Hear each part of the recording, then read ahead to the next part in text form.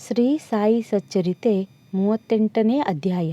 ಅನ್ನದಾನ, ಬಾಬಾರವರಿಂದ ಅಡಿಗೆ, ಹಿಂದೂ ದೇವತೆಗಳಿಗೆ ಗೌರವ, ಭಕ್ತರೊಡನೆ ಊಟ. ಈ ಹಿಂದೆ ಬಾಬಾರವರ ಚಾವಡಿ ಮೆರವಣಿಗೆಯನ್ನು ವಿವರಿಸಿದ್ದೇವಷ್ಟೇ. ಈಗ ಬಾಬಾರವರ ಅಡಿಗೆ ವಿಧಾನವನ್ನು ಹೇಮಾಡ ಪಂತರು ವರ್ಣಿಸಿದ್ದಾರೆ. ಚರಣಾಶ್ರಿತ ತ್ರಿತಾಪಹರರೂ ಭಕ್ತೇಷ್ಟ ಸಂಪಾದನ ತತ್ಪರರೂ ಸಕಲ ಜಗದಾನಂದಕರರೂ ಆದ ಶ್ರೀ ಸಾಯಿಬಾಬಾರವರಿಗೆ ವಂದನೆಗಳು. ದ್ವೈತದಲನ, ಭಕ್ತ ಮನಮೋಹನ, ಭವಾಪಹರಣ ಮತ್ತು ಕರುಣಾಧನರಾದ ಸಾಯಿಬಾಬಾರವರಿಗೆ ಜಯವಾಗಲಿ. ಅನ್ನದಾನ. ಬೇರೆ ಬೇರೆ ಯುಗಗಳಿಗೆ ಬೇರೆ ಬೇರೆ ಸಾಧನೆಗಳು ನಿಯಮಿತವಾಗಿದೆ.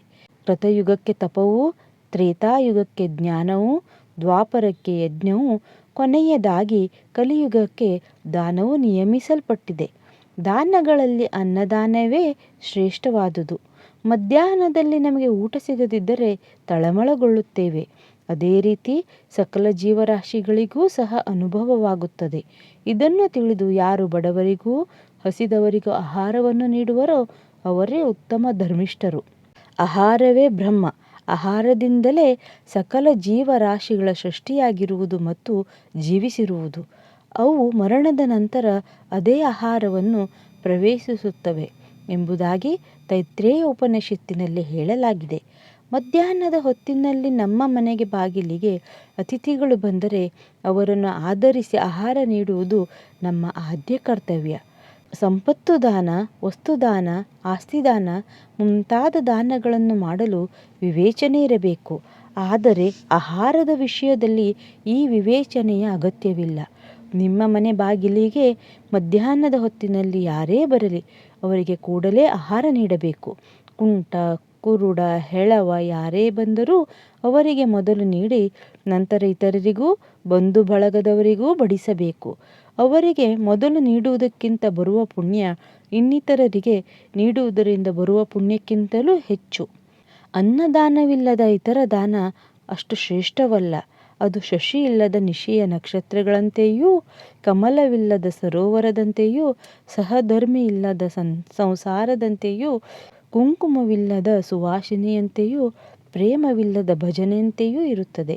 ಆದುದರಿಂದ ಅನ್ನದಾನವೇ ಶ್ರೇಷ್ಠತಮವಾದುದು. ಬಾಬಾರವರು ಆಹಾರವನ್ನು ತಯಾರಿಸಿ ಎಲ್ಲರಿಗೂ ಹೇಗೆ ಹಂಚುತ್ತಿದ್ದರು ಎಂಬುದನ್ನು ಈಗ ನೋಡೋಣ. ಬಾಬಾರವರಿಂದ ಅಡಿಗೆ. ಬಾಬಾರವರು ತಮಗೆ ಬೇಕಾದ ಆಹಾರವನ್ನು ಭಿಕ್ಷೆ ಬೇಡಿ ತಂದು ಜೀವಿಸುತ್ತಿದ್ದರೆಂಬುದನ್ನು ಆಗಲೇ ತಿಳಿಸಿದ್ದೇವೆ. ಆದರೆ ಅವರಿಗೆ ಮನಸ್ಸು ಬಂದಾಗ ಮೊದಲಿನಿಂದ ಕೊನೆಯವರೆಗೆ ತಾವೇ ಸ್ವತಃ ಅಡಿಗೆ ಮಾಡಿ ಮಸೀದಿಯಲ್ಲಿ ಇದ್ದವರೆಲ್ಲರಿಗೂ ಸ್ವತಃ ಬಡಿಸುತ್ತಿದ್ದರು. ಯಾರನ್ನೂ ಅವರು ಅವಲಂಬಿಸುತ್ತಿರಲಿಲ್ಲ. ಯಾರಿಗೂ ತೊಂದರೆ ಕೊಡುತ್ತಿರಲಿಲ್ಲ. ಸ್ವತಃ ಪೇಟೆಗೆ ಹೋಗಿ ಪದಾರ್ಥಗಳನ್ನು ತಾವೇ ತೆಗೆದುಕೊಂಡು ಬರುತ್ತಿದ್ದರು. ಅವರೇ ಅರಿಯುತ್ತಿದ್ದರು. ಮಸೀದಿಯ ಅಂಗಳದಲ್ಲಿ ಒಂದು ಒಲೆಯನ್ನು ಹಾಕಿ ಉರಿ ಹೊತ್ತಿಸಿ ಅದರ ಮೇಲೆ ಹಂಡೆ ಇಟ್ಟು ಅಳತೆಯಾಗಿ ನೀರು ತುಂಬಿ ಆಹಾರ ಪದಾರ್ಥವನ್ನು ಕುದಿಸುತ್ತಿದ್ದರು. ಮಸೀದಿಯಲ್ಲಿ 2 ಹಂಡೆಗಳಿದ್ದವು. ಒಂದು ದೊಡ್ಡದು ಮತ್ತೊಂದು ಸಣ್ಣದು. ದೊಡ್ಡದರಲ್ಲಿ 100 ಜನರಿಗೂ ಚಿಕ್ಕದರಲ್ಲಿ 50 ಜನರಿಗೂ ಸಾಲುವಷ್ಟು ಆಹಾರವು ತಯಾರಾಗುತ್ತಿತ್ತು. ಕೆಲವು ಸಾರಿ ಬರೀ ಅನ್ನ, ಕೆಲವು ಸಾರಿ ಮಾಂಸ ಮಿಶ್ರಿತ ಪಲಾವ್ ತಯಾರಿಸುತ್ತಿದ್ದರು. ಕೆಲವು ಸಾರಿ ಅನ್ನದ ಗಂಜಿಗೆ ಗೋಧಿ ಹಿಟ್ಟನ್ನು ಮಿಶ್ರಣ ಮಾಡಿ ಹಸಿಮೆಣಸಿನಕಾಯಿ ಅರೆದು ಅಂಬಲಿ ತಯಾರಿಸುತ್ತಿದ್ದರು. ಆಹಾರದ ಜೊತೆಗೆ ಅಂಬಲಿಯನ್ನೂ ಸಹ ಬಡಿಸುತ್ತಿದ್ದರು. ಆಹಾರವು ಸರಿಯಾಗಿ ಬೆಂದಿದೆಯೋ ಇಲ್ಲವೋ ಎಂದು ನೋಡಲು ತಮ್ಮಂಗಿಯ ತೋಳನ್ನು ಮೇಲಕ್ಕೆ ಸರಿಸಿ ಕುದಿಯುತ್ತಿದ್ದ ಹಂಡೆಯೊಳಗಿನ ಪದಾರ್ಥದಲ್ಲಿ ಕೈ ಹಾಕಿ ಚೆನ್ನಾಗಿ ಕಲಕುತ್ತಿದ್ದರು. ಆದರೂ ಅವರ ಕೈ ಸುಡುತ್ತಿರಲಿಲ್ಲ, ಮುಖ ಕಂದುತ್ತಿರಲಿಲ್ಲ. ಆಹಾರವನ್ನು ಮೊದಲು ತಾತ್ಯಾ ಪಾಟೀಲ್ ಮತ್ತು ಮಾಳ್ಸಾಪತಿಯವರಿಗೆ ಕಳುಹಿಸಿ ಉಳಿದುದನ್ನು ಎಲ್ಲರಿಗೂ ಸ್ವಹಸ್ತದಿಂದ ಬಡಿಸುತ್ತಾ ತೃಪ್ತಿ ಪಡೆಯುತ್ತಿದ್ದರು. ಈ ರೀತಿ ಬಾಬಾರವರ ಹಸ್ತದಿಂದ ಆಹಾರವನ್ನು ಪಡೆದ ಜನರು ನಿಜಕ್ಕೂ ಧನ್ಯರು. ಬಾಬಾ ಸಸ್ಯಾಹಾರ ಮತ್ತು ಮಾಂಸಾಹಾರಗಳನ್ನು ಎಲ್ಲ ಭಕ್ತರಿಗೂ ಕೊಡುತ್ತಿದ್ದರೇ ಎಂದು ಕೆಲವರು ಅನುಮಾನದಿಂದ ಪ್ರಶ್ನೆ ಕೇಳಬಹುದು.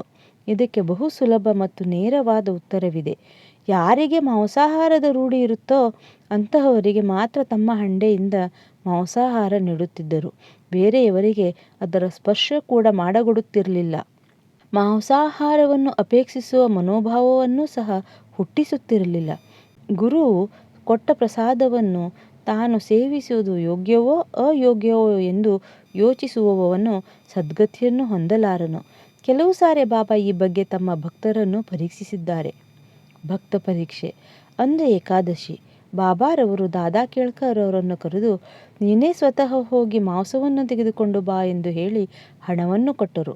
ದಾದಾ ಕೇಳ್ಕರರು ಆಚಾರಶೀಲ ಬ್ರಾಹ್ಮಣರು. ಸದ್ಗುರುವಿಗೆ ಧನ, ಧಾನ್ಯ, ಉಡುಪು ಇವುಗಳನ್ನು ಮಾತ್ರ ಅರ್ಪಿಸಿದರೆ ಸಾಲದು. ಅವರ ಆಜ್ಞೆಗಳು ಏನೇ ಆಗಿರಲಿ ಅವುಗಳನ್ನು ಪಾಲಿಸಬೇಕೆಂದು ಅವರು ಅರಿತಿದ್ದರು. ಅವರ ಆಜ್ಞೆಯನ್ನು ಪಾಲಿಸುವುದೇ ನಿಜವಾದ ದಕ್ಷಿಣೆ ಎಂದು ಭಾವಿಸಿ ಸಂತೋಷದಿಂದ ಹೊರಟರು. ಆಗ ಬಾಬಾರವರು ಅವರನ್ನು ಕರೆದು, ನೀನು ಹೋಗಬೇಡ, ಬೇರೆ ಯಾರನ್ನಾದರೂ ಕಳುಹಿಸು ಎಂದರು. ಆಗ ದಾದಾ ತಮ್ಮ ಮನೆಯ ಜವಾನ ಪಾಂಡುವನ್ನು ಕಳುಹಿಸಿದರು. ಬಾಬಾ ಅವರು ಪುನಃ ಅವನನ್ನು ಕರೆದು ಅವನನ್ನೂ ತಡೆದರು. ಇನ್ನೊಂದು ಸಂದರ್ಭದಲ್ಲಿ ಬಾಬಾರವರು ಕೇಳ್ಕರರನ್ನು ಕರೆದು, ಈ ಪಲಾವ್ ಹೇಗಿದೆ ನೋಡು ಎಂದರು. ದಾದಾ ಕೇಳ್ಕರ್ ಸರಿಯಾಗಿದೆ ಎಂದರು. ಆಗ ಬಾಬಾರವರು, ಏನು, ನೀನು ರುಚಿ ನೋಡಿಯೂ ಸಹ ಇಲ್ಲ, ಚೆನ್ನಾಗಿದೆ ಎಂದು ಹೇಗೆ ತಿಳಿಯಿತು? ಮುಚ್ಚುಳ ತೆಗೆದು ನೋಡು ಎಂದು ಹೇಳಿ ಅವರ ಕೈಯನ್ನು ಆ ಪಾತ್ರೆಯೊಳಗೆ ಹಾಕಿ, ಸ್ವಲ್ಪ ತೆಗೆದು ತಟ್ಟೆಗೆ ಹಾಕು, ಗೊಣಗುಟ್ಟಬೇಡ, ನಿನ್ನ ಆಚಾರವನ್ನು ಬದಿಗಿಡು ಎಂದರು. ತಾಯಿಗೆ ನಿಜವಾದ ಪ್ರೇಮ ಅಂಕುರಿಸಿದಾಗ ಮಗುವನ್ನು ಚಿವುಟುತ್ತಾಳೆ. ಅದು ಅಳಲು ಆರಂಭಿಸಿದರೆ ಆಗ ನನ್ನ ಕಂದ ಅಳಬೇಡ ಅಳಬೇಡ ಎಂದು ತಬ್ಬಿಕೊಳ್ಳುತ್ತಾಳೆ. ಹಾಗೆಯೇ ಬಾಬಾ ಅವರಲ್ಲಿ ನಿಜವಾದ ಮಾತ್ರ ಪ್ರೇಮ ಅಂಕುರಿಸಿ ಕೇಳ್ಕರ್ ಅವರನ್ನು ಕೀಟಲೆ ಮಾಡಿದರಷ್ಟೇ. ನಿಜವಾಗಿಯೂ ಯಾವ ಗುರುಗಳು ತಮ್ಮ ಶಿಷ್ಯರಿಗೆ ನಿಷಿದ್ಧವಾದ ಆಹಾರವನ್ನು ಸೇವಿಸಲು ಹೇಳಿ ಅವರನ್ನು ಕೆಡಿಸಲಾರರು.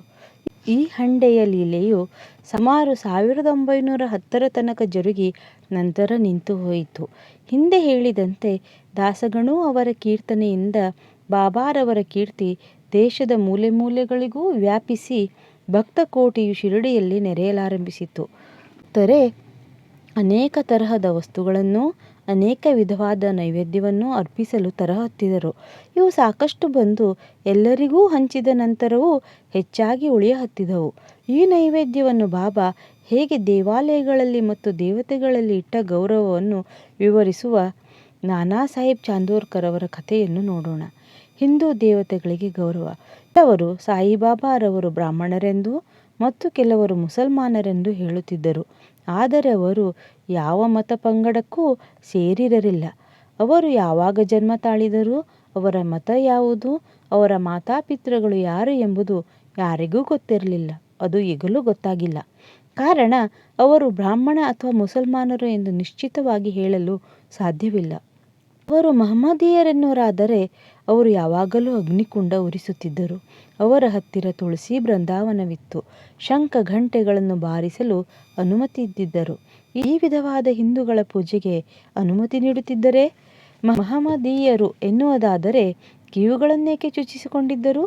ಹಿಂದೂ ದೇವಾಲಯಗಳನ್ನು ದುರಸ್ತಿಪಡಿಸಲು ತಮ್ಮ ಸ್ವಂತ ಹಣವನ್ನು ಏಕೆ ವ್ಯಯ ಮಾಡುತ್ತಿದ್ದರು? ಅದಕ್ಕೆ ವಿರುದ್ಧವಾಗಿ ಹಿಂದೂ ದೇವಾಲಯ ಮತ್ತು ಹಿಂದೂ ದೇವತೆಗಳಿಗೆ ಅಗೌರವವನ್ನು ಅವರು ಎಂದಿಗೂ ಸಹಿಸುತ್ತಿರಲಿಲ್ಲ. ಒಮ್ಮೆ ನಾನಾ ಸಾಹೇಬ್ ಚಾಂದೋರ್ಕರ್ ಅವರು ತಮ್ಮ ನಾದಿನಿಯ ಪತಿಯಾದ ಬನ್ನಿವಾಲೆಯವರೊಡನೆ ಶಿರಡಿಗೆ ಬಂದರು. ಅವರು ಮಸೀದಿಗೆ ಹೋಗಿ ಬಾಬಾರವರಿಗೆ ನಮಸ್ಕರಿಸಿ ಮಾತನಾಡಲು ಆರಂಭಿಸಿದ ಕೂಡಲೇ ಬಾಬಾರವರು ನಾನಾರವರನ್ನು ಕುರಿತು, ಇಷ್ಟು ದಿನ ನನ್ನ ಸಂಗಡವಿದ್ದರೂ ಸಹ ನೀನು ಈ ರೀತಿಯಾಗಿ ಮಾಡಬಹುದೇ ಎಂದು ಕೇಳಿದರು. ನಾನಾರವರಿಗೆ ಮಾತಿನ ಅರ್ಥ ಆಗಲಿಲ್ಲ. ಆದುದರಿಂದ ಅವರು ವಿವರಣೆ ಕೇಳಿದರು. ಆಗ ಬಾಬಾರವರು, ನೀನು ಕೋಪರ್ಗಾಂವಕ್ಕೆ ಬಂದು ಅಲ್ಲಿಂದ ಶಿರಡಿಗೆ ಹೇಗೆ ಬಂದೆ ಎಂದು ಕೇಳಲು ನಾನಾ ಅವರಿಗೆ ಕೂಡಲೇ ತಮ್ಮ ತಪ್ಪಿನ ಅರಿವಾಯಿತು. ಅವರು ಸಾಮಾನ್ಯವಾಗಿ ಶಿರಡಿಗೆ ಬರುವಾಗ ದಾರಿಯಲ್ಲಿ ಗೋದಾವರಿ ನದಿಯ ದಡದಲ್ಲಿದ್ದ ಕೋಪರ್ಗಾಂವದ ಶ್ರೀ ದತ್ತರ ಗುಡಿಯನ್ನು ಸಂದರ್ಶಿಸಿ ಬರುತ್ತಿದ್ದರು. ಆದರೆ ಈ ಸಾರಿ ತಮ್ಮ ಸಂಬಂಧಿಗಳು ಶ್ರೀ ದತ್ತರ ಭಕ್ತರಾಗಿದ್ದರೂ ಸಹ ಶಿರಡಿಗೆ ಬರುವುದು ತಡವಾಗಬಾರದೆಂದು ಬಗೆದು ಅವರನ್ನು ನೇರವಾಗಿ ಕರೆದುಕೊಂಡು ಬಂದಿದ್ದರು.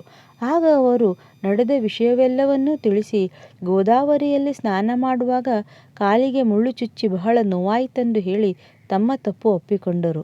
ಆಗ ಬಾಬಾರವರು ಅದೇ ತಕ್ಕ ಶಿಕ್ಷೆ ಎಂದು ಹೇಳಿ ಮುಂದೆ ಎಚ್ಚರಿಕೆಯಿಂದ ಇರಲು ಹೇಳಿದರು.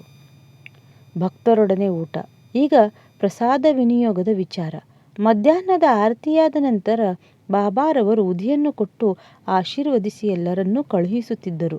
ನಂತರ ಮಸೀದಿಗೆ ಒಳಹೋಗಿ ತಮ್ಮ ಇಕ್ಕೆಲಗಳಲ್ಲಿ ಭಕ್ತರನ್ನು ಕೂಡಿಸಿಕೊಂಡು ಊಟ ಮಾಡುತ್ತಿದ್ದರು.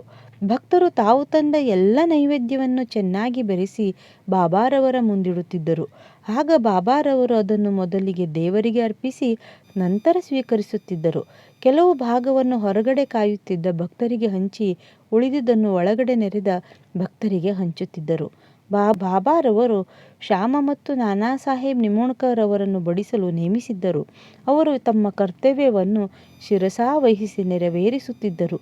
ಈ ರೀತಿ ಭಕ್ತರು ತೃಪ್ತಿ ಹೊಂದುತ್ತಿದ್ದರು. ನಿತ್ಯ ಪವಿತ್ರವಾಗಿತ್ತು ಆ ಪ್ರಸಾದ.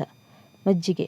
ಒಂದು ಸಾರಿ ಹೇಮಾಡ ಪಂತರು ಬಾಬಾರವರ ಜೊತೆಯಲ್ಲಿ ಹೊಟ್ಟೆ ತುಂಬ ಊಟ ಮಾಡಿದರು. ಆಗ ಬಾಬಾರವರು ಅವರಿಗೆ ಒಂದು ಲೋಟದಲ್ಲಿ ಮಜ್ಜಿಗೆಯನ್ನು ತರಿಸಿ ಅದನ್ನು ಅವರಿಗೆ ಕೊಟ್ಟರು. ಅದರ ಬಿಳಿ ಬಣ್ಣವು ಅವರಿಗೆ ಮೆಚ್ಚುಗೆಯಾಯಿತು. ಆದರೆ ಅದಕ್ಕೆ ಹೊಟ್ಟೆಯಲ್ಲಿ ಸ್ಥಳವಿಲ್ಲವಲ್ಲ ಎಂದು ಚಿಂತಿಸಿದರು. ಆದರೂ ಸ್ವಲ್ಪ ರುಚಿಯನ್ನು ನೋಡಿದರು. ಅವರ ಮನೋಭಾವವನ್ನು ಕಂಡು ಬಾಬಾರವರು, ಇಂತಹ ಸಂದರ್ಭ ಮತ್ತೊಮ್ಮೆ ದೊರಕಲಾರದು, ಪೂರ್ತಿ ಕುಡಿದು ಬಿಡು ಎಂದರು. ಹೇಮಾಡ ಪಂತರು ಪೂರ್ತಿ ಕುಡಿದರು. ಬಾಬಾರವರ ಭವಿಷ್ಯ ನಿಜವಾಯಿತು. ಯಾಕೆಂದರೆ ಸ್ವಲ್ಪ ದಿನಗಳಲ್ಲಿಯೇ ಬಾಬಾ ಪರಲೋಕ ಯಾತ್ರೆ ಮಾಡಿದರು. ಹೇಮಾಡ ಪಂತರು ಒಂದು ಲೋಟ ಮಜ್ಜಿಗೆ ಕುಡಿದರು. ಆದರೆ ಅವರು ಸಾಯಿಲೀಲೆ ಎಂಬ ಅಮೃತವನ್ನು ನಮಗೆ ಸಮೃದ್ಧಿಯಾಗಿ ಒದಗಿಸಿದ್ದಾರೆ. ಆದ್ದರಿಂದ ನಾವು ಅವರಿಗೆ ಕೃತಾರ್ಥರಾಗಬೇಕು. ನಾವು ಈ ಸಾಯಿ ಲೀಲಾಮೃತವನ್ನು ಸೇವಿಸಿ ಸಂತಸದಿಂದ ಇರೋಣ.